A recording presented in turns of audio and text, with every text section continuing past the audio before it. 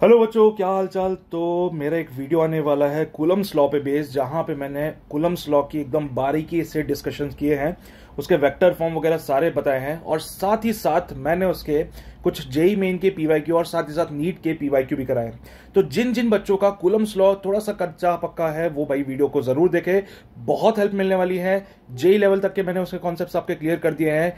Must watch the video. Hello बच्चों, स्वागत है एक बार फिर से आपका। और आज का जो हमारा टॉपिक है वो है कूलम्स लॉ। कूलम्स लॉ से नीट में एक क्वेश्चन बन जाता है। इसमें 2025 में एक क्वेश्चन पूछा गया था, उससे पहले 2022 में आया था। तो मैं कहूंगा कि हाँ, क्वेश्चन पूछने की जो फ्रीक्वेंसी है फ्रॉम दिस पर्टिकुलर टॉपिक वो थोड़ा कम है, but this topic is actually the foundation. और अगर ये टॉपिक ढंग से सीख लिया तो आगे आने वाले टॉपिक्स में ज्यादा दिक्कत नहीं आएगी। तो कूलम्स लॉ बहुत सिंपल सी बात है। मैं इसको थोड़ा सा शुरू से शुरू करूंगा। हम ये बात जानते हैं अबाउट द चार्जेस कि भाई चार्ज किसी भी बॉडी की प्रॉपर्टी है जिसकी वजह से वो इलेक्ट्रिक इफेक्ट्स को या तो प्रोड्यूस कर सकता है या फिर एक्सपीरियंस कर सकता है। चार्जेस की अगर हम बात करें तो कुल मिला के अपने पास दो ही टाइप के चार्ज होते हैं, या तो पॉजिटिव होगा या तो नेगेटिव होगा। कहा जाता है कि पॉजिटिव चार्ज नेगेटिव चार्ज को अट्रैक्ट करता है और नेगेटिव भी पॉजिटिव को अट्रैक्ट करेगा। पॉजिटिव पॉजिटिव को रिपेल करेगा और नेगेटिव नेगेटिव को रिपेल करेगा। ठीक है। अब सवाल यह है कि भाई ये जो फोर्स लगाया जा रहा है ये कितना फोर्स लगाया जा रहा है, मतलब एक चार्ज किसी दूसरे चार्ज के ऊपर कितना फोर्स लगा सकता है, ये मुझे फाइंड आउट करना था। और इसको फाइंड करने में कूलम्स लॉ हमें बहुत ज्यादा हेल्प करता है। एंड ये सारी बातें ऑब्जर्वेशन पे बेस्ड है। कूलम्स ने सब एक्सपेरिमेंट्स परफॉर्म किए और उसके रिजल्ट के बेसिस पे उन्होंने हमें बताया कि जो फोर्स होता है between the two charges, light से दो चार्ज यहां पे मैं Q1 और Q2 ले लेता हूं और इन दोनों के बीच का सेपरेशन में D डिफाइन कर देता हूं। And according to the coulomb ये जो फोर्स लग रहा है, इलेक्ट्रिक फोर्स लग रहा है बिटवीन द टू चार्जेस, ये प्रोपोर्शनल होगा to the product of the charges, वो होगा Q1 एंड Q2। ऑब्जर्वेशन पे बेस्ड है तो ज्यादा परेशान नहीं होना कि कूलम्स को कैसे पता चल गया, क्या उसके सपने आ रहे थे उसको, ऐसे ऐसा कुछ भी नहीं है। एक्सपेरिमेंट्स परफॉर्म किए हैं, ऑब्जर्वेशंस किए हैं और उसके बेसिस पे रिजल्ट्स आए हैं। नाउ सेकंड ऑब्जर्वेशन उनका ये था that this force is inversely proportional to the square of the separation between the charges. और दोनों को कंबाइनली लिखा जाए तो Fe proportional to Q1 Q2 by D square. और जब जब ये प्रोपोर्शनलिटी साइन हटाया जाता है एक कांस्टेंट हमारे पास आता है, and the constant here is actually के। और इसको हम कहेंगे इलेक्ट्रिक कांस्टेंट या फिर प्रोपोर्शनलिटी कांस्टेंट, जो भी नाम आप देना चाहते हैं, के Q1 Q2 by D square. This is the formula for the force between the two charges. के जो है वो 1/4 पाई एप्सिलॉन नॉट के बराबर होता है और इसकी वैल्यू बनती है 9 इंटू 10⁹ न्यूटन मीटर स्क्वायर पर कूलम स्क्वायर। तो के का वैल्यू हमें पता है, इस वैल्यू को फॉर्मूले में पुट करो। अगर आपको चार्जेस की वैल्यू दे रखी है वो वैल्यूज यहां पुट करो, चार्जेस का बीच का सेपरेशन दे रखा है उसको यहां पुट करो, तो आपको पता चलेगा कि दो चार्जेस एक दूसरे के ऊपर कितना फोर्स लगा रहे हैं। फॉर एग्जाम्पल मैं केस कंसीडर कर लेता हूं यहां पे, एंड अकॉर्डिंग टू विच एक प्रोटॉन दूसरे प्रोटॉन के ऊपर कितना फोर्स लगा रहा है अगर इनके बीच का सेपरेशन 1 मीटर का हो। तो एक प्रोटॉन दूसरे प्रोटॉन पे कितना फोर्स लगाएगा अगर इनके बीच का सेपरेशन 1 मीटर हो। तो यहां पे हम पहले तो ये समझे कि charge of the proton is actually 1.6 into 10⁻⁻19 coulomb, और इन दोनों के बीच का सेपरेशन जो है वो 1 मीटर का है। According to the coulomb's law जो फोर्स होगा वो होगा के Q1 Q2 by D square. Solve करने पे के का वैल्यू बनेगा 9 इंटू 10⁻⁹, Q की जगह 1.6 इंटू 10⁻⁻19 और यहां पे भी 1.6 इंटू 10⁻⁻19, और अपॉन में होगा D कितना है, अपॉन में है D 1 का स्क्वायर। सॉल्व करेंगे तो the electric force between the two protons placed 1 metre apart is given by 1.6 into 1.6, it will be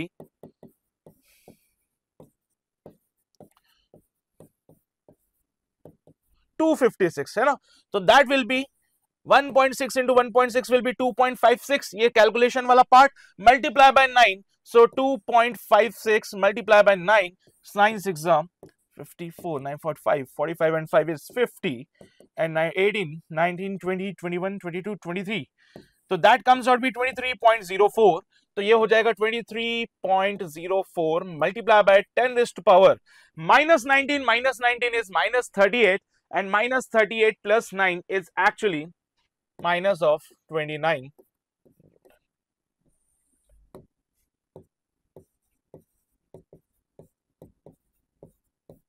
सारी कैलकुलेशन क्लियर है, बेसिक सा क्वेश्चन। हमें पता चला कि दो प्रोटॉन अगर एक दूसरे से 1 मीटर के डिस्टेंस पे रखे गए हैं तो वो एक दूसरे के ऊपर इतना फोर्स लगाएंगे, even though the value of force is not so big, not so large, but still yes ये एक दूसरे के ऊपर फोर्स लगा रहे हैं।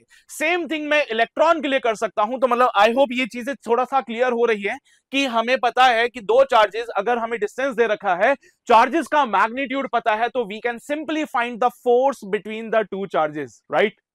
इसमें कोई दिक्कत? कल को हो सकता है ये प्रोटॉन प्रोटॉन ना हो के कुछ और चार्ज हो सकता है वो इलेक्ट्रॉन हो। बेसिक का क्वेश्चन एक फ्रेम किया जाए तो बेसिक सा क्वेश्चन ये बन सकता है कि a charge of 1 coulomb and a charge of 2 coulomb are placed at a distance of 2 meter. Now find the force between them. The force between them is given by k into 1 into 2 divided by 2 ka square. So that will be 2k by 4. It will be simply k by 2. The value of k is 9 into 10 raised to power 9 divided by 2. The answer simply comes out to be 4.5 into 10 raised to power 9 Newton. Simple सा question, कोई rocket science नहीं। Clear है? Clear है, कोई दिक्कत नहीं है ना। बहुत बेसिक सी बातें हैं बेटा, कोई रॉकेट साइंस नहीं है इसमें। नाउ द पॉइंट इज कि सर ये जो फोर्स लग रहा है चार्जेस के बीच में, ये किन किन फैक्टर्स पे डिपेंड कर सकता है। Of course it depends on the nature of on the charges. Actually कौन से चार्ज है, किस मैग्नीट्यूड का चार्ज है, इस पे डिपेंडेंसी आएगी। इनके बीच का सेपरेशन क्या है, उस पर डिपेंडेंसी आएगी, जो कि कूलम्स ने बता दिया था। और किन किन फैक्टर्स पे डिपेंडेंसी आ सकती है? The electric force depends on medium between the charges. It depends on the medium between the charges. आप यहां पे फॉर्मूले में ध्यान दीजिए कि एक फॉर्मूला बना था k q1 q2 by d square वाला, और यहां पे k को लिखा गया था 1/4 पाई एप्सिलॉन नॉट। ये हो जाएगा q1 q2 by d square. Now this epsilon naught is called as the permittivity of free space or vacuum. Permittivity of free space or vacuum, इसकी वैल्यू होगी 8.85 into 10 raised to power minus का 12। ये free space के लिए value है बेटा, इसकी defined है ऑलरेडी। कितना होगा ये होगा coulomb square upon newton metre square. Coulomb square upon newton metre square, this is the value for the free space. अलग अलग मीडियम के लिए इसकी परमिटिविटी की जो वैल्यू होगी वो अलग अलग होगी। अकॉर्डिंगली हम उसको देखते हैं। So now if someone says कि हमारे पास दो चार्जेस हैं Q1 एंड Q2 और इनके बीच में कोई मीडियम इंट्रोड्यूस कर दिया। Now it is not air, it is कोई और मीडियम है ना, कोई और मीडियम अब यहां पे लाया गया है। Now the force will be F dash E 1/4 pi epsilon of the medium Q1 Q2 by d square. Now for the medium the permittivity is epsilon naught and it is written as nothing but epsilon naught multiplied by epsilon r. Permittivity of medium,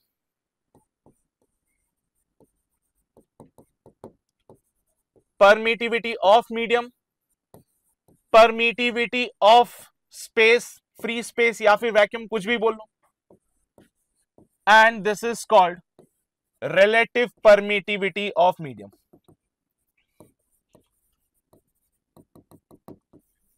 relative permittivity of medium. कभी कभार इसको हम die electric constant भी कह देते हैं, जो कि अक्सर किसी पर्टिकुलर मीडियम के लिए फिक्स्ड होता है। इसको थोड़ी देर के लिए मैं के से, स्मॉल के से डिनोट कर देता हूं। So now epsilon m can be written as 1 upon 4 pi epsilon naught epsilon r q1 q2 by d square.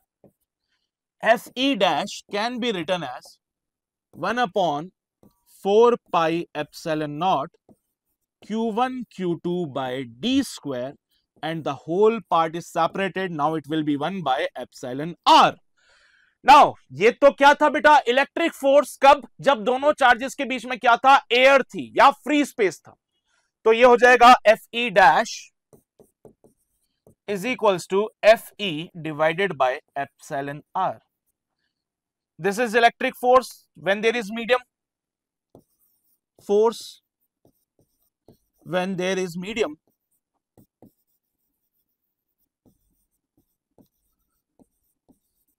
this is the force when there is free space or air.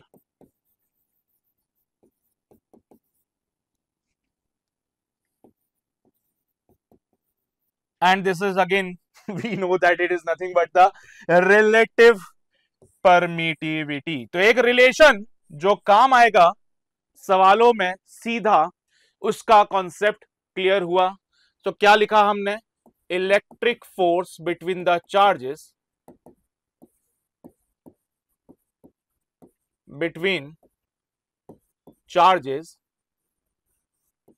depends on medium in between them. ये important point है, ज्ञान की बात है, ये important है, ज्ञान की बात है कि इलेक्ट्रिक फोर्स बेटा डिपेंड करेगा किस पे, on the medium which is in between the charges. Got it, clear है पिक्चर, कहानी सही चल रही है. अबाउट द कूलम्स लॉ एक बार देख लो, है ना. ये फॉर्मूला आया था एयर के केस में, और फिर ये फॉर्मूला डिफाइन किया जब मीडियम आ गया था. ठीक है, चलिए ये सारी बातें हो चुकी है, ये सब हम डिफाइन कर चुके हैं कूलम्स लॉ के बारे में. नाउ लेट्स मूव अहेड, कुछ और बेसिक सी बातें करते हैं. ये जो इलेक्ट्रिक फोर्स है कंजर्वेटिव होता है बेटा, है ना, तो ये बात ध्यान रखना. The electric force is conservative in nature, conservative and central force. ठीक है, ये जो इलेक्ट्रिक फोर्स है वो कंजर्वेटिव है और साथ ही साथ सेंट्रल है. जितने भी सेंट्रल फोर्सेस होते हैं वो इनवर्स स्क्वायर लॉ को फॉलो करेंगे, and the inverse square law simply says that the force is inversely proportional to the square of the separation. क्या ये फॉलो कर रहा है? बिल्कुल कर रहा है सर. यहां देखो तो एक बार, ये देखो, force is inversely proportional to the square of the separation, तो इसलिए कहा गया कि एक सेंट्रल फोर्स भी है. बेटा जितने भी कंजर्वेटिव फोर्स होते हैं राउंड ट्रिप में इनका वर्क डन जीरो होता है, पाथ पे डिपेंड नहीं करते हैं. तो वही सारी बातें इसके लिए एप्लीकेबल है. Electric force actually work done by electric force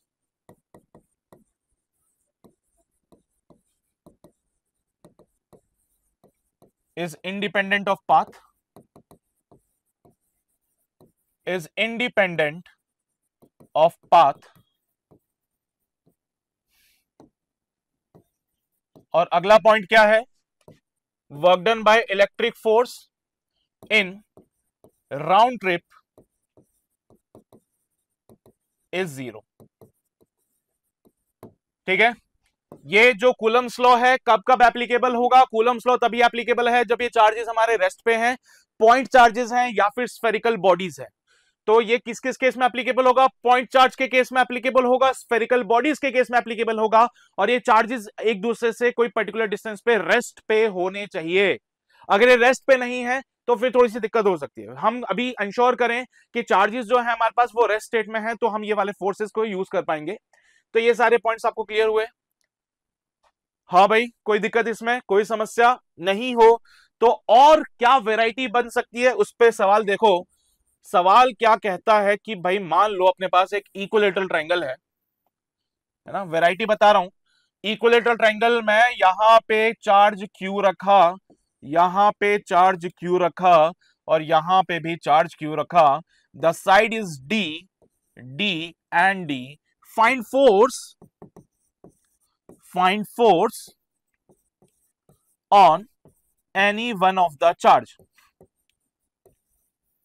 find force on any one of the charge, किसी भी एक चार्ज पे कितना फोर्स लग रहा है ये आपको बताना है। तो यहां पे ऐसे क्वेश्चंस को सॉल्व करने के लिए एक कॉन्सेप्ट जो हमेशा याद रखना है वो ये है कि भाई जो कूलम फोर्स है, कूलम्स लॉ से जो हमें इलेक्ट्रिक फोर्स मिला है, ये प्रिंसिपल ऑफ सुपरपोजिशन को फॉलो करता है। यानी कि अभी तक आप जो फोर्स डिफाइन कर रहे थे उसमें बोल रहे थे कि सिर्फ 2 पॉइंट चार्जेस के बीच में लग रहा है, लेकिन मान लो ऐसा कुछ सिचुएशन हो जाए कि एक चार्ज यहां पे रख दिया Q1, एक चार्ज यहां रख दिया Q2, एक चार्ज यहां रख दिया मान लो Q3, और तीनों मिलके किसी पॉइंट चार्ज Q0 पे फोर्स लगा रहे हैं, तो Q2 का फोर्स इधर लगेगा, Q1 का फोर्स ऐसे लगेगा, Q3 का ऐसे लगेगा, तो ये F1, ये F2 और ये F3।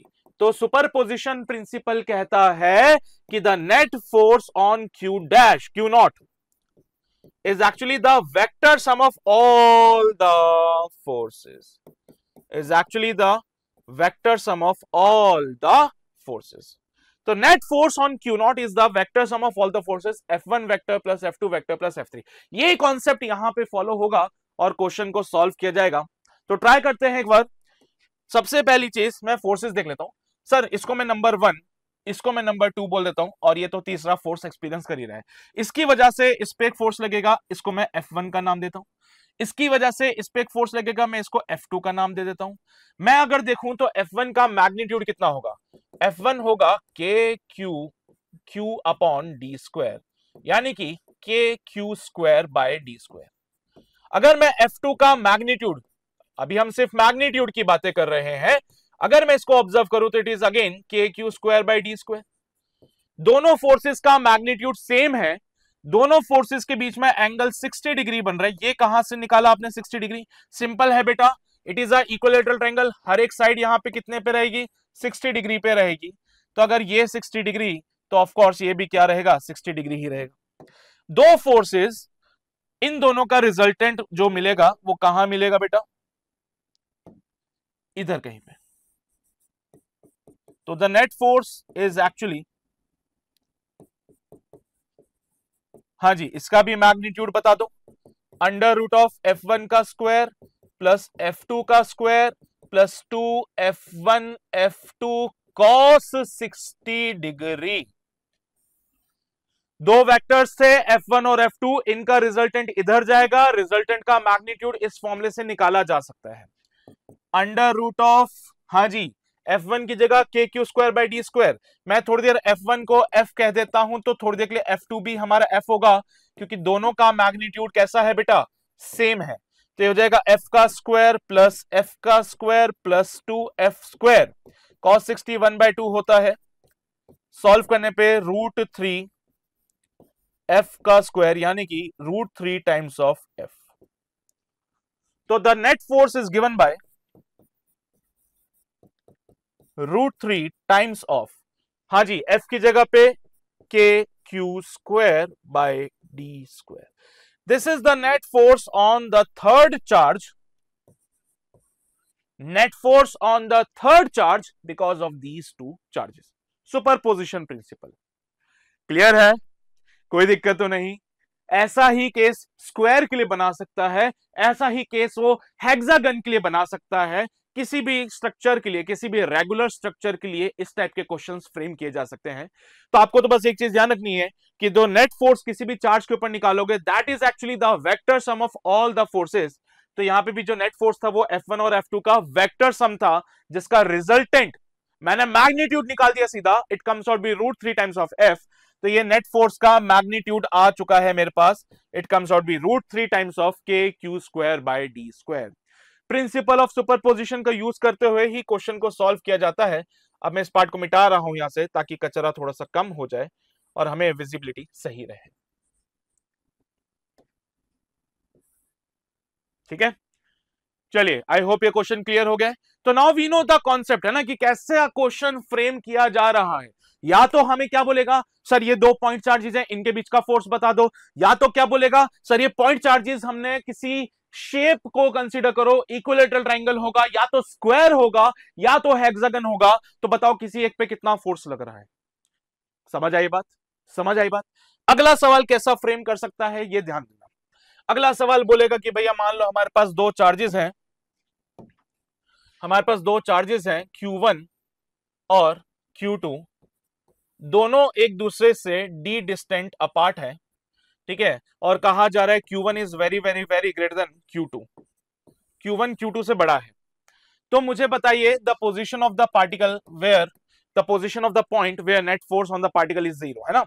मुझे एक्चुअली उस पॉइंट का पोजीशन जानना है जहां पे इन दोनों के बीच में लगने वाला नेट फोर्स किसी चार्ज पार्टिकल पे कितना जीरो हो जाए, है ना। तो फाइंड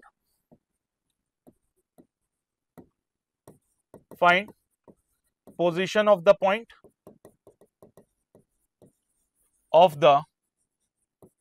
पॉइंट या फिर सीधा लिख देता हूं neutral point. Neutral point generally वो होता है जहां पे फोर्स जीरो हो जाए, जहां पे आगे चल के इलेक्ट्रिक फील्ड का जिक्र करेंगे तो neutral point is the place जहां पे इज द पॉइंट जहां पे नेट फोर्स जीरो हो जाए या फिर नेट इलेक्ट्रिक फील्ड जीरो हो जाए। तो मुझे न्यूट्रल पॉइंट का पोजीशन के बारे में जानना है। अगर इन्होंने कहा है Q1 बहुत बड़ा है Q2 से, है ना, तो here if Q1 is very very greater than Q2, ये कंडीशन भी दे दी इन्होंने। बेटा अगर Q1 Q2 से बहुत बड़ा है तो वो न्यूट्रल पॉइंट कहां मिलेगा, इस पे हम थोड़ा सा विचार करें, इस पे हम थोड़ा सा चर्चाएं करें। तो मुझे एक संभावना है यहां लग रही थी पॉइंट ए पे, एक संभावना है यहां पे कहीं लग रही है पॉइंट बी पे, और एक संभावना है यहां पे कहीं पॉइंट सी पे लग रही है। सो मैंने तीन पॉइंट्स ऐसे बनाए जहां पे मुझे लगता था कि न्यूट्रल पॉइंट आ सकता था।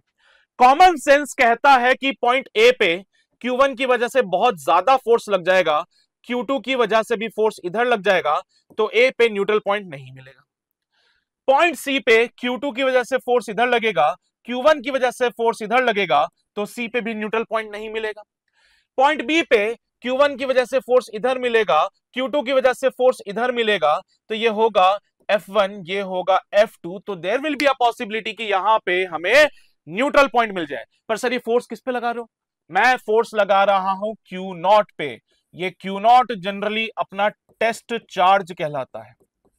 Q0 क्या कहलाएगा? अपना टेस्ट चार्ज कहलाएगा। जहां पे भी हमें चार्ज की जरूरत होती है जेब से एक चार्ज निकालूंगा और यहां जाके रख दूंगा, ठीक है। तो भाई चलो भाई फोर्स F1 कितना होगा? अच्छा, न्यूट्रल पॉइंट के लिए बेटा नेट फोर्स जीरो होना चाहिए, हाँ। So at point B net force should be zero, और नेट फोर्स जीरो हो रहा है मतलब F1 और F2 बराबर होंगे। F1 F2 बराबर है तो KQ1 Q0 अपॉन बेटा कितने डिस्टेंस पे मिल रहा है? लेट से x डिस्टेंस पे मिला, तो बचा हुआ डिस्टेंस होगा d माइनस का x, ठीक है। तो ये हो जाएगा upon x square is equals to KQ2 Q0 by x minus D का होल स्क्वायर। Q0 से Q0 का खात्मा, K से K का खात्मा, we are left with Q1 upon x का square is equals to Q2 upon d minus X का whole square. मैं दोनों तरफ स्क्वायर रूट ले लूंगा, under root of Q1 upon x, under root of Q2 upon d minus X. So d under root of Q1 minus x under root of Q1 is equals to x under root of Q2। यह minus का x root Q1 उधर चल जाएगा, so d under root of Q1 is equals to x under root of Q1 plus x under root of Q2। तो x का value मिलेगा under root of Q1 और ये d अपॉन में under root of Q1 plus under root of Q2, ठीक है। सो हमें ऐसा करने से पोजीशन ऑफ द पार्टिकल मिलती है जहां पे नेट फोर्स जीरो हो सकता है, ठीक है। तो दिस इज द पॉइंट जहां पे नेट फोर्स पार्टिकल का जीरो हो सकता है। This is also called as the equilibrium point. इसको इक्विलिब्रियम पॉइंट क्यों कहा? क्योंकि अगर Q0 को यहां रख दूंगा तो वो इक्विलिब्रियम में रहेगा, ठीक है। तो इसी को हम एक और नाम दे देते हैं, इसी को हम कह देते हैं दिस पॉइंट बी इज इधर द न्यूट्रल पॉइंट और द इक्विलिब्रियम पॉइंट। क्योंकि यहां पे ही इक्विलिब्रियम देखने को मिलेगा। ठीक है, तो पहला तो हो गया पोजीशन निकालना है, दूसरा हो जाता है कि इक्विलिब्रियम में रखना है, तो भैया चार्ज कितना होना चाहिए वो भी कोई बड़ी बात नहीं है, निकाल सकते हैं। क्यू नॉट का वैल्यू कितना होगा कि वो इक्विलिब्रियम में रहे, तो उसके लिए भी हम क्या करते हैं, किसी पर्टिकुलर पोजीशन पे रखते हैं। और अब सारे चार्जेस एक दूसरे के साथ कैसे हैं, इक्विलिब्रियम में। अभी सारे चार्जेस एक दूसरे के साथ इक्विलिब्रियम में है, तो किसी भी एक चार्ज पे लगने वाला नेट फोर्स 0 कर दो तो उससे क्यू नॉट का वैल्यू भी मिल जाएगा। जैसे कि मैं Q2 को पकड़ लूं और कह दूं Q2 पे कौन कौन फोर्स लगाएगा, एक तो Q1 लगाएगा और एक Q0 लगाएगा। ठीक है, तो ऐसे ही क्वेश्चंस फ्रेम कर देगा वो, आपसे बोलेगा कि इक्विलिब्रियम पॉइंट बता दो क्या है। तो जैसे कि एक एग्जांपल मैं ले सकता हूं इसमें, जिसमें मुझे कहा जा रहा है कि मेरे पास जो है 3 आइडेंटिकल चार्जेस थे, Q, Q और Q। बीच में एक चार्ज कैपिटल Q मैंने प्लेस किया सच दैट वो इक्विलिब्रियम में है, then what should be the value of this charge Q, है ना। A charge capital Q is placed at centroid of the triangle, at centroid of equilateral triangle,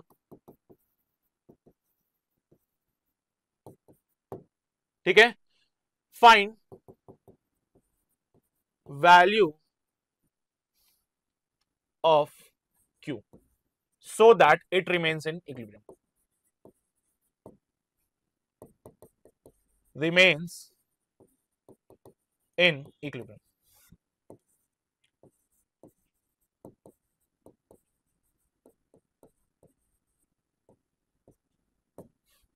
तो ये वाला केस बन गया। अब ये पूरा सिस्टम अभी इक्विलिब्रियम में है बेटा, है ना। इसके ऊपर इक्विलिब्रियम की होने की वजह से क्या होगा बेटा, ये डिस्टेंस कितनी होगी सर, ये डिस्टेंस पता नहीं, ये तो D है, ये तो D है, ये एंगल 60 डिग्री है, ये एंगल 60 डिग्री है, ये पूरा 60 था तो ये आधा कितना हो जाएगा, 30 डिग्री हो जाएगा, है ना। चलिए, ये डिस्टेंस हो जाएगा D/2 और ये डिस्टेंस हो जाएगा D/2।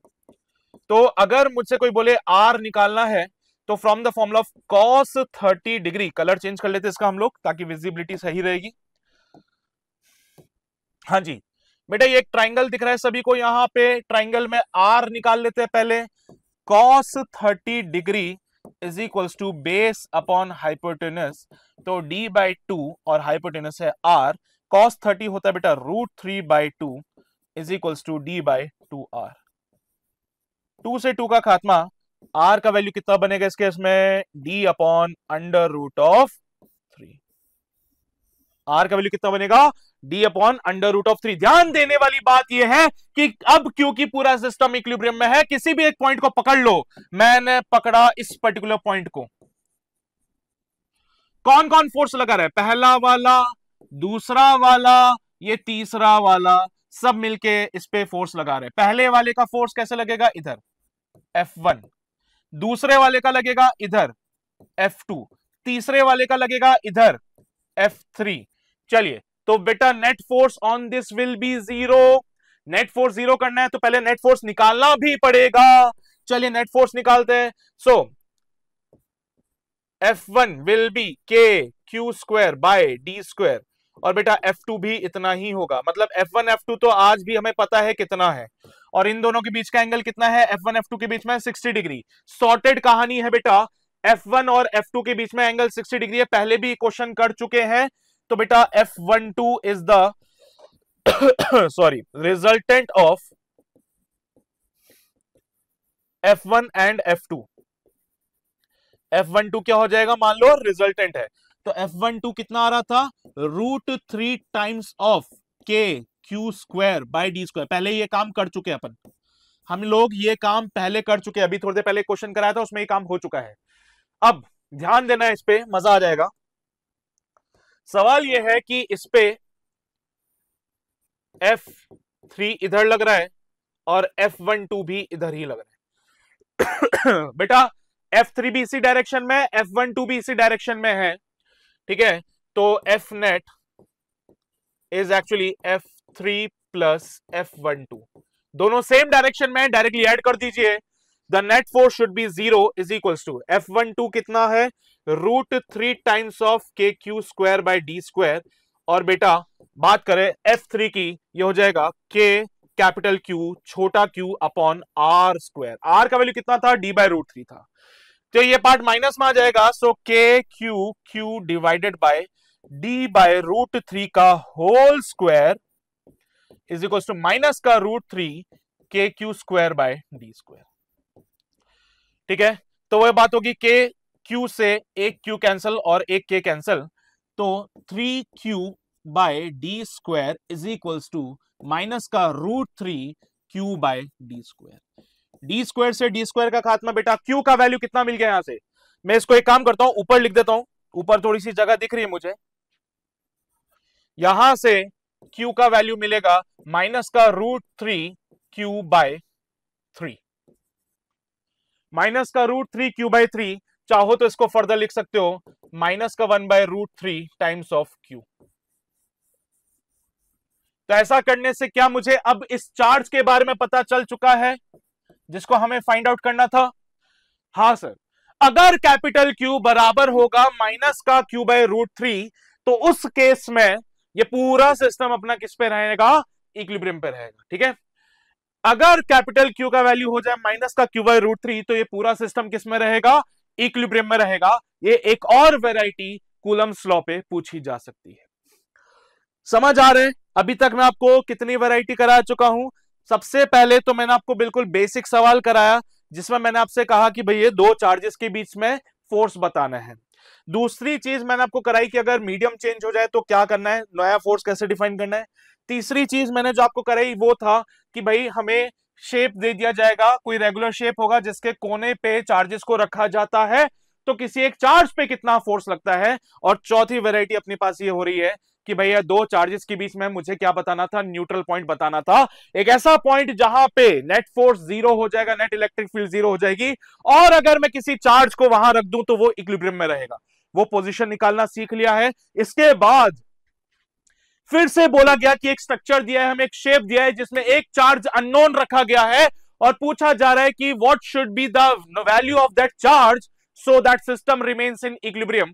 इसके लिए मैंने बेटा किसी भी एक चार्ज पे लगने वाले नेट फोर्स को क्या कर दिया, जीरो कर दिया, और ऐसा करने से सॉल्व करके पता चला कि वो चार्ज अननोन था कैपिटल क्यू, उसकी वैल्यू कितनी आनी चाहिए थी, माइनस का Q/√3, यानी कि वो नेगेटिव होना चाहिए था, तो जाके वो सिस्टम किस में रहेगा बेटा, इक्विलिब्रियम में रहेगा। फिर क्लियर है यहां तक की वैरायटी, पक्की बात है। अब इसके बाद कूलम्स लॉ को कुछ लोग वेक्टर फॉर्मेट में भी डिफाइन करते हैं, तो वेक्टर फॉर्म कैसे डिफाइन करना है, बहुत सिंपल है यार। मान लो ये कोई चार्ज है Q1, ठीक है, और यहां पे लेट्स से कोई चार्ज है Q2, Cartesian coordinate system, x axis है और यहां पे है वाई एक्सिस, ये कहलाएगा R1। R1 is the position vector of Q1, ये कहलाएगा R2। R2 is the position vector of Q2, और इन दोनों के बीच का सेपरेशन है R। So now there is a vector from 1 to 2, we called it R21. There is a vector from 2 to 1, we called it R12। बेटा थोड़ी देख लिए, इनको कंसिडर करते हैं क्योंकि इनकी बहुत जरूरत पड़ेगी। अभी थोड़ी देर के लिए मान लेते हैं कि दोनों चार्जेस कैसे हैं, बोथ चार्जेस आर पॉजिटिव, मतलब मैं एक स्पेसिफिक कंडीशन डालता हूं जिसमें दोनों charges Q1 Q2 should be greater than 0। अब या तो दोनों पॉजिटिव हो या तो दोनों नेगेटिव हो, तो मैं कौन सा केस कंसीडर कर रहा हूं जिसमें Q1 अगर पॉजिटिव है तो Q2 को भी पॉजिटिव होना है, Q1 अगर नेगेटिव है तो Q2 को भी नेगेटिव होना पड़ेगा, तो दोनों सेम नेचर के होने चाहिए। ठीक है, क्या क्या फोर्स लगाएंगे एक दूसरे के ऊपर, तो सर देखिए इस पे फोर्स लगेगा फोर्स ऑन 1 बिकॉज ऑफ 2, इस पे लगेगा फोर्स ऑन 2 बिकॉज ऑफ 1, ये है force on 2 due to 1, this is called force on 1 due to 2। R12 क्या है, position vector from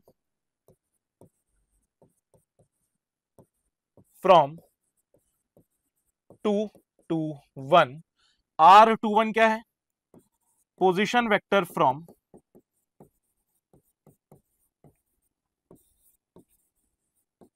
1 to 2।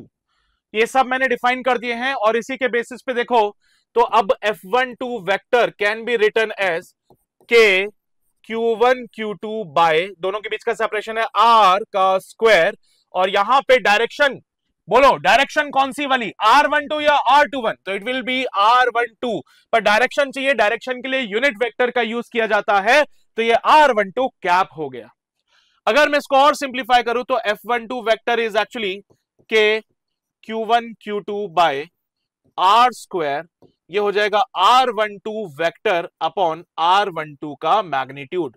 Magnitude तो बेटा R के बराबर ही है ना, मैग्नीट्यूड तो R के बराबर है, उसमें तो कोई कलेश नहीं है, तो F12 वेक्टर इज एक्चुअली के Q1 Q2 R12 vector upon R cube. ये दो तरीकों से हम वेक्टर फॉर्म में फोर्स को डिफाइन कर सकते हैं। Similarly F21 vector can be written as, F21 को मैं साइड में लिख देता हूं, F21 can be written as के Q1 Q2 bye R square R21 cap, और ऐसे ही F21 can be written as के Q1 Q2 bye R cube R21 vector. तो ये वेक्टर फॉर्मेट में हमने फोर्सेस को डिफाइन किया है। हमें पता है पोजीशन वेक्टर कैसे लिखा जाता है, जैसे R12 को लिखा जाएगा R1 vector minus R2 vector, R21 vector को लिखा जाएगा R2 vector minus R1 vector. Clear है यहां तक, क्लियर है यहां तक? वेक्टर फॉर्म देख लो एक बार, कोई दिक्कत कोई समस्या हो तो बताओ, नहीं है तो आगे बढ़ते हैं, कुछ और वैरायटी ऑफ क्वेश्चंस हम इस पे करना चाहेंगे। आगे बढ़ते हैं बेटा, एक सवाल देखिए आप लिए क्या बोला जा रहा है।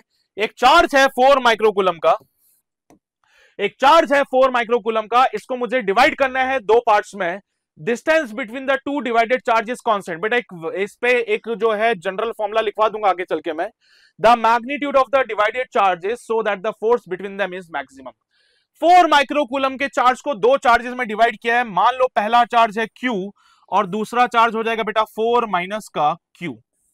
पहला चार्ज कितना हो जाएगा Q, तो दूसरा चार्ज कितना हो जाएगा 4 माइनस Q। इनके बीच का सेपरेशन है D, और D कभी चेंज नहीं होगा, ये कांस्टेंट है बेटा, फिक्स्ड है, D चेंज नहीं होने वाला है। इनके बीच में फोर्स कितना लग रहा है, इनके बीच में फोर्स लगेगा के Q 4 minus Q upon D square. बेटा ये फोर्स मैक्सिमम होना चाहिए, तो उसके लिए मैक्सिमम मिनिमा की कंडीशन लगा लीजिए और कह दीजिए dF by dQ should be 0, है ना। For maxima dF by dQ should be 0। और अगर ऐसी बात हो गई है तो चलिए भाई इसको 0 भी कर दीजिए, तो ये हो जाएगा K बाहर आएगा, D by D Q of, ये K बाई डी स्क्वायर बाहर निकाल दिया, कांस्टेंट है, ये हो जाएगा 4Q माइनस का Q square, this has to be 0। बेटा ये पूरी पिक्चर हटा दी जाए इसमें से, ये पार्ट 0 हो जाएगा, उधर भेज दिया जाए तो अब बचा कौन, यहां पे देखो बेटा डिफरेंशिएशन करेंगे इस पार्ट का, इसका डिफरेंशिएशन होगा 4 माइनस का 2Q, this has to be 0, तो यहां से Q का वैल्यू आएगा बेटा 2, यानी कि पहला चार्ज कितना होना चाहिए 2 माइक्रोकूलम का, तो दूसरा चार्ज कितना होगा 2 माइक्रोकूलम का, तो ये 2 माइक्रोकूलम का चार्ज बनेगा, तो ये भी कितना बनेगा 2 माइक्रोकूलम का चार्ज बनेगा। तो बेटा ऐसा तो मुझे एक ही ऑप्शन दिख रहा है, वो है मेरा ऑप्शन नंबर 2, और इसी पे मैं ताला लगा दूंगा। अब ध्यान से सुनो बेटा, क्वेश्चन कैसा फ्रेम करता है, ये तो एक पर्टिकुलर वैल्यू के लिए हो गया, मैं तुम्हें जनरल फॉर्मूला लिखवा रहा हूं कि एक चार्ज कैपिटल Q है, इसको मैंने दो पार्ट्स में डिवाइड किया, Q1 में और Q2 में, और इनके बीच का सेपरेशन मैंने फिक्स कर दिया है। तो इनके बीच में लगने वाला फोर्स मैक्सिमम कब होगा, इन दोनों चार्जेस के बीच में लगने वाला फोर्स मैक्सिमम कब होगा, जब ये Q1 और Q2 दोनों बराबर हो जाएंगे और जो इनिशियल चार्ज था उसके आधा हो जाएंगे। इनके बीच का फोर्स मैक्सिमम कब होगा, जब Q1 और Q2 सेम हो जाए और कैपिटल Q बाई 2 हो जाए, ये सीधा याद रखना, इट्स अ स्टैंडर्ड रिजल्ट। क्या कहलाएगा ये? एक स्टैंडर्ड रिजल्ट है। आज के बाद कभी भी वो मैक्सिमम फोर्स के लिए बातें करे तो समझ जाओ इनिशियल वाले चार्ज का आधा आधा करके बांट दो। उस केस में जो बटे हुए चार्जेस हैं इनके बीच का फोर्स मैक्सिमम होगा, और यही है हमारा कॉन्सेप्ट। अब बेटा इसमें अगर ये कॉन्सेप्ट पता हो तो सीधा देखेंगे ना बेटा, 4 का आधा कर दो, 2 और 2, 2 और 2, सीधा ऑप्शन टिक लगा के आगे बढ़ जाएंगे। जेई मेन का सवाल है बेटा, पूछा जा चुका है, ठीक है। तो जेई मेन का पीवाईक्यू है ये क्वेश्चन। तो आई होप ये क्लियर हुआ सभी को, कोई दिक्कत इसमें नहीं होगी। कॉन्सेप्ट याद रखना, नीट में भी ऐसे क्वेश्चन पूछ लिए जाते हैं, कोई बड़ी बात नहीं है बेटा। तो अगर अपने को रिजल्ट्स पता होंगे तो हम डायरेक्टली इसको कर सकते हैं सॉल्व। चलिए आगे बढ़ते हैं। एक और सवाल देखिए क्या है बेटा। 2 point charges Q each are placed at a distance d apart. A third point charge Q is placed at a distance x from the midpoint on the perpendicular bisector. The value of x at which the charge Q will experience the maximum Coulomb force will be. भाई क्या कहा जा रहा है question के हिसाब से, एक चार्ज Q है ये, एक और चार्ज होगा Q यहां पे, और इन दोनों के मिड पॉइंट पे, दोनों के बीच का सेपरेशन कितना है? D है। दोनों के बीच का सेपरेशन कितना है? D है।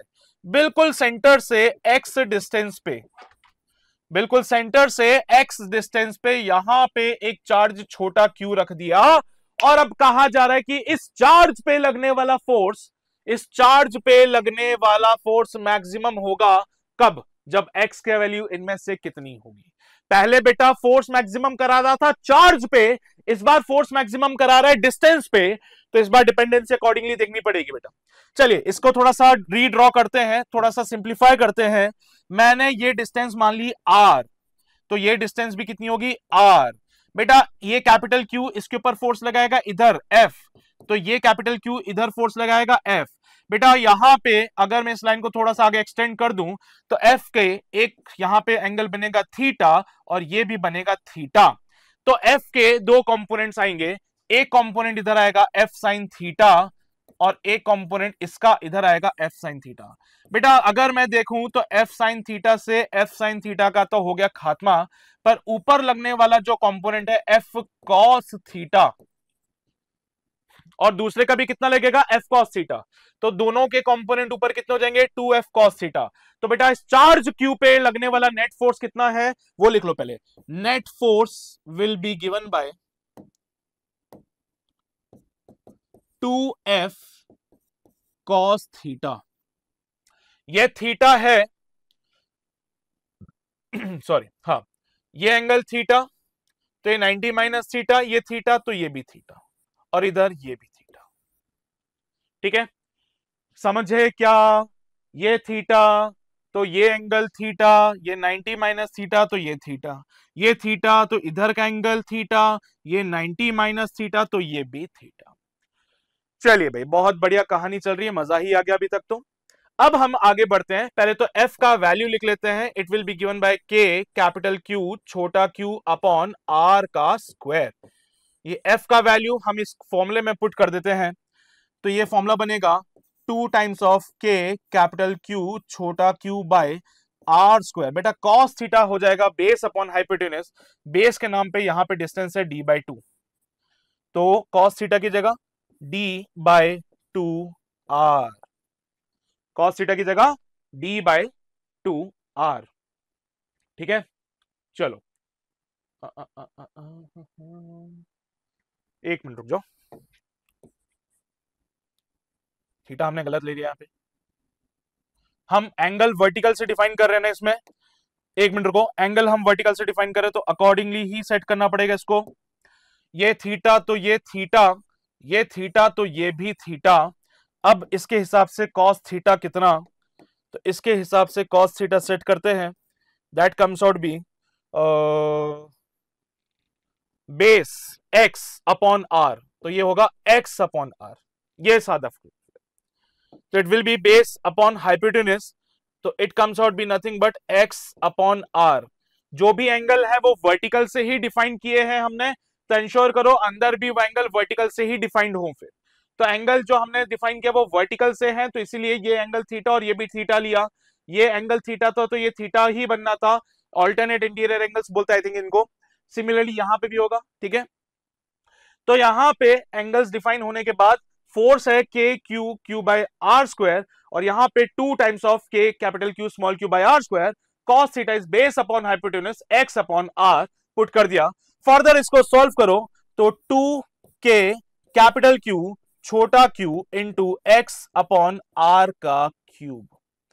बेटा जी from the diagram it is very much clear that R कितना होगा। डायग्राम को देखो, डायग्राम को देखो तो ये देखो, ये लेंथ है x, ये लेंथ है d/2 और ये लेंथ है r। तो r is equals to under root of x का स्क्वायर प्लस d/2 का होल स्क्वायर।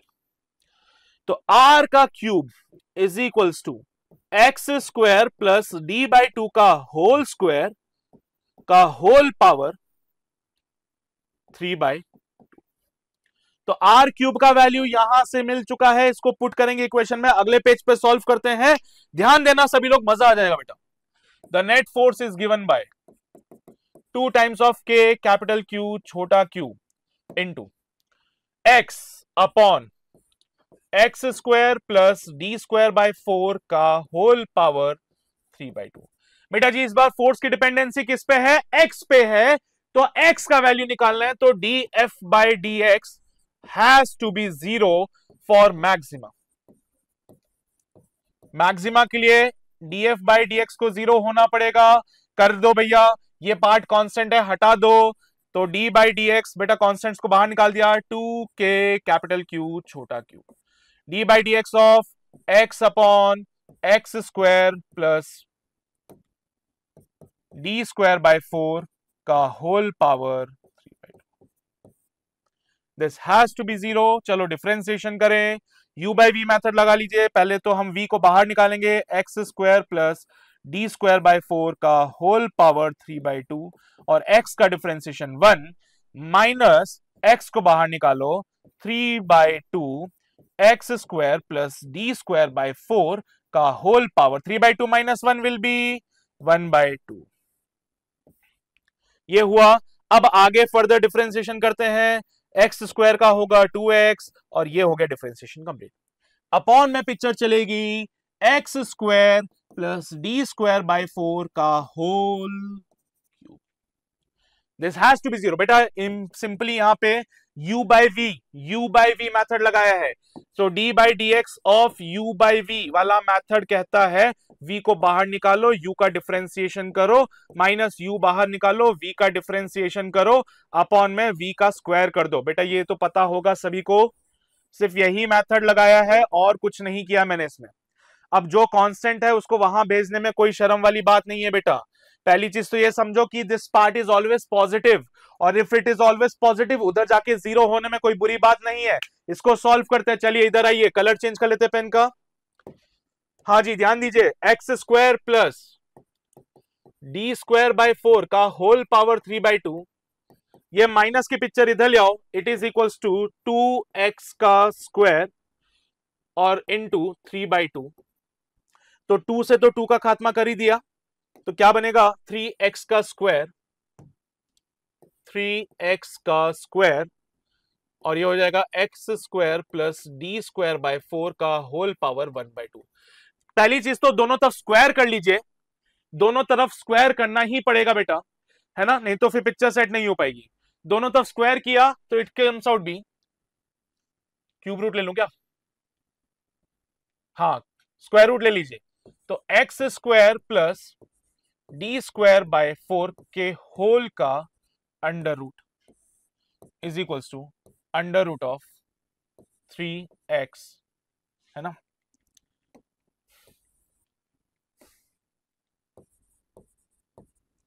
और ये है under root of x square plus D square by 4। इसको भी अंदर भेज दें, इसको भी अंदर भेज दें, इसको क्या लिखा जाएगा, अंडर रूट ऑफ 9x का पावर 4, है ना। तो सब हटा दो, यहां से सब हटा दो, क्या बचेगा, सिर्फ x square plus D square by 4 का whole cube is equals to, हाँ जी या तो स्क्वायर किया वो एक ही बात है बेटा, है ना, स्क्वायर कर लो एक ही बात है, कोई दिक्कत वाली बात नहीं है, 9x का पावर 4, और ये हो जाएगा x square plus D square by 4। इसको नीचे लेके चल जाओ, ये हो जाएगा x square plus D square by 4 का whole power 3 minus 1 is equals to 9 x का पावर 4। इस पूरे पिक्चर को अगली पेज पे सॉल्व किया जा सकता है। ये स्क्वायर हो जाएगा x square plus D square by 4 का whole square is equals to 9 x का पावर 4। अंडर रूट ले लो, अंडर रूट ले लो, अंडर रूट लेते ही X square plus D square by 4 का whole square is equals to 9 x का पावर 4। अंडर रूट लेने से X square plus D square by 4 is equals to 3x square हो जाएगा। एक्स स्क्वायर को वहां भेज दीजिए, d square by 4 equals to 2x square हो जाएगा। एक्स स्क्वायर बनेगा डी स्क्वायर बाय 8, एक्स का वैल्यू बनेगा d बाय 2 रूट 2। यानी कि जिस दिन x का वैल्यू d बाय 2 रूट 2 होगा तब मैं कहूंगा कि फोर्स मैक्सिमम होगा, और मैक्सिमम फोर्स के लिए x की वैल्यू d बाय 2 रूट 2, ये मुझे ऑप्शन फोर्थ में दिखाई दे रही है। ये वैल्यू मुझे ऑप्शन फोर्थ में दिखाई दे रही है। ठीक है, अगेन इट्स अ PYQ। ठीक है, तो भैया बढ़िया लेवल का क्वेश्चन, मजा आ गया, धांसू है एकदम, जहर लिख लो इसके ऊपर, है ना। ऐसी जो खतरनाक चीजें होती है हम उसको जहर की श्रेणी में लिखते हैं, तो जहर है भाई सवाल। मजा आया, पता चला क्या किया भाई। यहां पे हमने ये एंगल थीटा, ये एंगल थीटा लिया तो ये इधर थीटा थीटा आ रहा था। फोर्स के कंपोनेंट किए, साइन थीटा से साइन थीटा कैंसिल आउट हो गया। नेट फोर्स के नाम पे जो मुझे मिल रहा था वो था 2f cos थीटा, और बेटा f का वैल्यू मैंने यहां से निकाल लिया, तो वैल्यूज को पुट करने के बाद cos थीटा होता है base upon hypotenuse x by r, तो नेट फोर्स इतना मिल रहा था। अब हम चाहते हैं कि जो फोर्स है वो मैक्सिमम हो जाए, and for that maximum force हम बेटा df बाय dx को जीरो कर देंगे। पर उससे पहले r का वैल्यू निकालने की कोशिश करी, r की वैल्यू ये मिली, और r स्क्वायर देखा तो ये इतना मिल रहा था बेटा, ये r स्क्वायर मिल गया, r क्यूब मिल गया। ये r क्यूब को यहां पुट करके सॉल्व करेंगे तो ये कहानी मिली। अब मैक्सिमा मिनिमा के लिए तो तुम जानते ही हो df बाय dx को जीरो करना पड़ेगा। df बाय dx को जीरो करके पूरा सॉल्व करके और आंसर मिला है d बाय 2 रूट 2, और यही है final answer for this question. I hope मजा आया होगा। इससे पहले वाले केस में मैंने बताया था चार्ज का क्या करें कि फोर्स मैक्सिमम हो जाएगा, इस बार मैंने बोला है पोजीशन क्या रखें कि फोर्स मैक्सिमम हो जाएगा। तो इस तरीके से क्वेश्चन को सॉल्व कर सकते हैं, देख लो, छाप लो, फिर आगे बढ़ते हैं। हो गया, क्लियर है कहानी, देख लो, कोई समस्या नहीं हो तो आगे बढ़ते हैं। एक और धांसू सवाल, बोला जा रहा है कि दो पिथ बॉल्स हैं carrying equal charges are suspended from a common point by the strings of equal length, the equilibrium separation between them is r। पहले इनके बीच का इक्विलिब्रियम सेपरेशन r था, अब मैंने क्या किया, स्ट्रिंग को बीच से बांधा, पहले ये लेंथ y आ रहा था, अभी ये y बाय 2 हो गया। इक्विलिब्रियम सेपरेशन r डैश कितना होगा ये तुम्हें बताना है। तो कैसे किए जाए इस प्रकार के क्वेश्चन, ये पेंडुलम बेस्ड क्वेश्चंस है। पेंडुलम में आज इस बार इन्होंने पिथ बॉल्स रख दी हैं, डजंट मैटर, पर ऐसे कॉन्सेप्ट जब भी हैं तो दिमाग क्या लगाना है वो सुन लेना बेटा। ऐसे कॉन्सेप्ट्स में दिमाग लगाने के लिए तुम यहां पे चार्ज पार्टिकल को रख रहे हो, और इस पे जो फोर्स लग रहा है वो है एक तो mg in the downward direction. रस्सी में टेंशन T लग रहा है, यहां से एंगल थीटा बनाया जा रहा है, ऊपर एक कंपोनेंट ये थीटा तो ये भी थीटा, टी का एक कंपोनेंट ऊपर लगाया जा रहा है टी कॉस थीटा। एक कंपोनेंट टेंशन का लग रहा है यहाँ पे टी साइन थीटा, पर जो दूसरा चार्ज था वहां पे वो इसको रिपेल कर रहा है विद द इलेक्ट्रिक फोर्स, और यहां पे ये इलेक्ट्रिक फोर्स भी क्योंकि ये चार्ज अभी इक्विलिब्रियम में है और इक्विलिब्रियम में सारे फोर्सेस ऐसे बैलेंस करते हैं। सो फॉर इक्विलिब्रियम सारे फोर्सेस एक दूसरे को क्या कर देंगे बेटा, बैलेंस कर देंगे। तो t sine theta should be equals to F e and t cos theta should be equals to m g. दोनों को डिवाइड कर दो आपस में, तो बेटा tan theta is equals to k q square by, क्या सेपरेशन बताया था पहले इनके बीच में, r। क्या सेपरेशन था इनके बीच में पहले, r, तो हो जाएगा के क्यू बाय आर स्क्वायर, और ये mg। ठीक है, ठीक है, बढ़िया। देखो अगर तुम ध्यान दो तो ये थीटा, यहां पे ये डिस्टेंस है r बाय 2, और ये हाइट दे रखी थी y। तो from the formula tan theta can be written as tan theta is perpendicular upon base, perpendicular के नाम पे r/2 और बेस के नाम पे y। तो tan थीटा की जगह r/2y is equals to KQ² by r² mg। बेटा जी ध्यान दो, r को वहां भेज दो, y को इधर भेज दो, इक्वेशन बनेगी r³ is equals to 2KQ² by mg into y। Clear है? ये हमारा एक जनरल फॉर्मूला बन गया। इसी से अब आगे की पूरी पिक्चर सॉल्व करेंगे। नाउ अब क्या हुआ बेटा, y की जगह y' आ गया जो कि y/2 था, r की जगह r' आ गया है जो मुझे फाइंड आउट करना है। इसके अलावा कोई और बदलाव नहीं किए हैं, तो इसमें हो जाएगा r' का क्यूब इज इक्वल्स टू, ना तो हमने चार्जेस को चेंज किया है ना ही कोई मीडियम चेंज किया, तो 2KQ², क्योंकि चार्जेस को चेंज नहीं किया तो मास चेंज नहीं होगा, जी भी चेंज नहीं होगा, और ये हो जाएगा बेटा यहाँ पे y/2। ये मेरी इक्वेशन नंबर 1 बन जाएगी, ये मेरी इक्वेशन नंबर 2 बन जाएगी, और दोनों इक्वेशन को आपस में डिवाइड कर दीजिए। इक्वेशन 1 डिवाइड बाय इक्वेशन 2 करने पे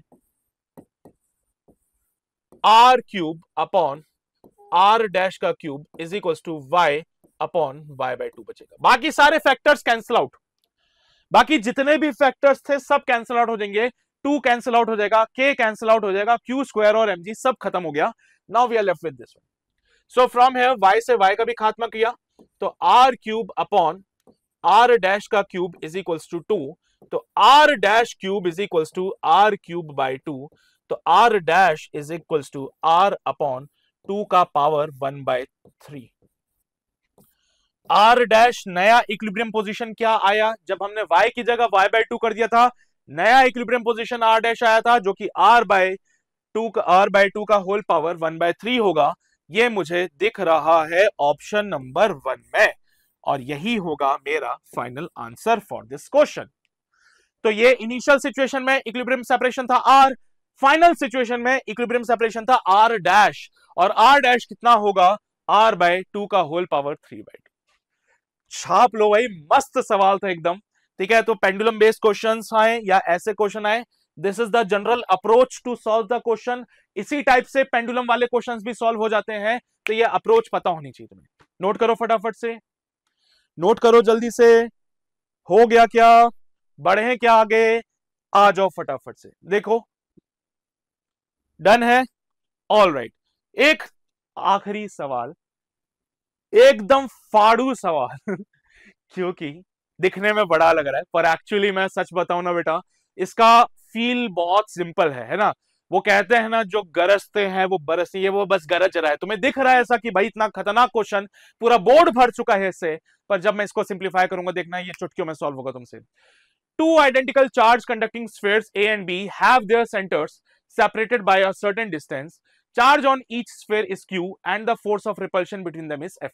बेटा मैं बस इतने से पार्ट को अभी फील ले रहा हूं, सिर्फ इतने से पार्ट को ही समझूंगा, और मैं आपको भी ये रिकमेंड करूंगा कि आपको भी यही करना है।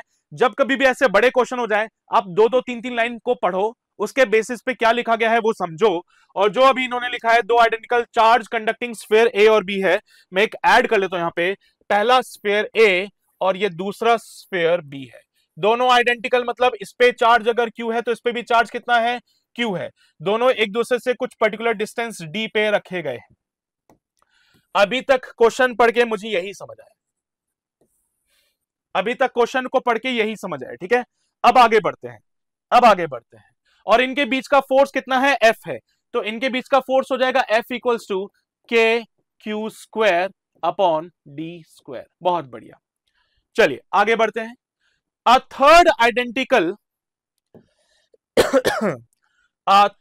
Identical charge conducting sphere is brought in contact with A।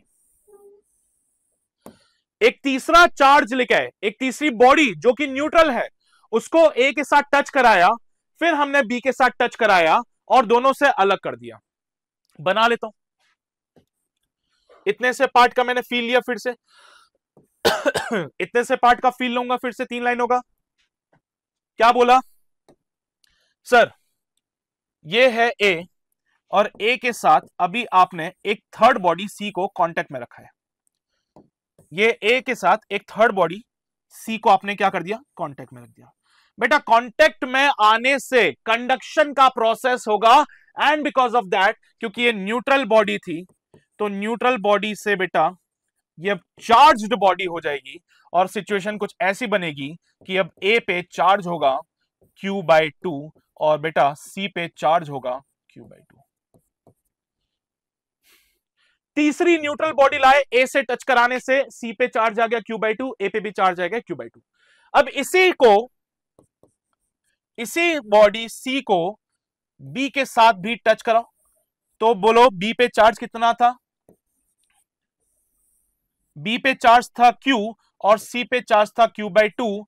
तो एक सिचुएशन अपनी क्लियर हो चुकी है, और अब क्या होगा, यहां पे बी पे चार्ज कुछ बनेगा और सी पे कुछ चार्ज बनेगा, कितना होगा 3Q/2, उसका आधा कर दो, इस पे आएगा 3Q/4 और इस पे भी आएगा 3Q/4। ये चार्ज कैसे निकाला, कंजर्वेशन ऑफ चार्ज यूज किया है।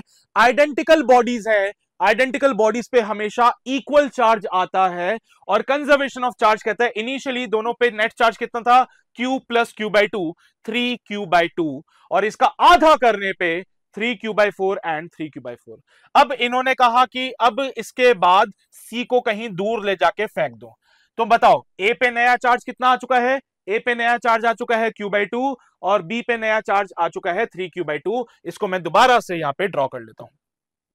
ये कोई बॉडी A जिसपे चार्ज है Q/2, और ये कोई बॉडी B जिसपे चार्ज है 3Q/4। कितने डिस्टेंस पे है अभी ये, D डिस्टेंस पे।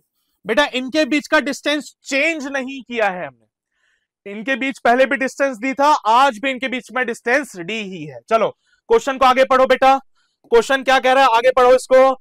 New force of repulsion between A and B will be radius of A and B are negligible compared to the distance of separation, so that for calculating the force between them they can be considered as the point charge। ठीक है बेटा, इनका जो radius है, sphere बोला है, तो sphere का जो रेडियस है वो नेग्लिजिबल है with respect to the distance between the charges, जिसकी वजह से अब इनको हम पॉइंट चार्ज कंसीडर कर सकते हैं। और बेटा नया फोर्स कितना लग रहा है वो कैलकुलेट करना है।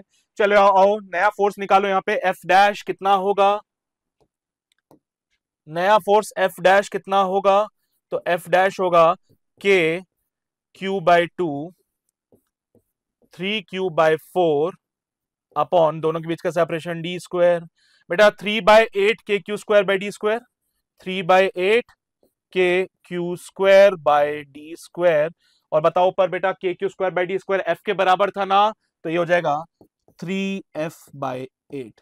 तो नया फोर्स कितना आ गया है, नया फोर्स आया है 3F/8। बेटा ये हो गया अपना question complete. So the new force is given bye 3F/8। ये मुझे मिल रहा है कौन से ऑप्शन में, 3F/8, 3F/8, 3F/8, option number 4 is absolutely correct. हाँ भाई क्लियर हुआ, सवाल पूछा गया है 2025 में, मस्त सवाल, मजा ही आ गया था। 2025 में सवाल पूछा जा चुका है, ठीक है, और आई होप ये क्वेश्चन क्लियर हुआ। दिखने में बहुत बड़ा क्वेश्चन, पर एक्चुअली भावनाएं बहुत आसान, फील बहुत सिंपल, इतना सिंपल कि जस्ट एक पेज पे ही हमने पूरा क्वेश्चन कंप्लीट कर दिया है। गॉट इट, क्लियर है, मजा आ गया। चलिए भाई, तो आज के लिए बस इतनी ही बातें। That's all about the coulomb's law. I hope आपको आज का ये लेक्चर पसंद आया, और ऐसे ही और टॉपिक वाइज कंटेंट के लिए, टॉपिक वाइज वीडियोस के लिए जस्ट डू फॉलो ऑरस नीट लीडर्स, एंड अपने सभी दोस्तों में ये सेशन को जरूर शेयर कर देना, उन सबको बता देना कि भाई यहां पे इस चैनल पे ऐसी एक धांसू धमाकेदार सीरीज चालू है जहां पे हर एक एक कॉन्सेप्ट पे पर्टिकुलर वीडियो बनाई जा रही है, ताकि कभी हमें किसी पर्टिकुलर कॉन्सेप्ट में दिक्कत आए तो पूरा लेक्चर देखने की जरूरत ना पड़े, जस्ट वो वीडियो देखेंगे, उस पर बेस्ड क्वेश्चंस करेंगे और वो कॉन्सेप्ट क्लियर हो जाएगा। चलिए भाई, मुलाकात होगी आपसे अगले वीडियो में एक नए टॉपिक के साथ। तब तक अपना ध्यान रखिए, पढ़ाई करते रहिए। All the very best.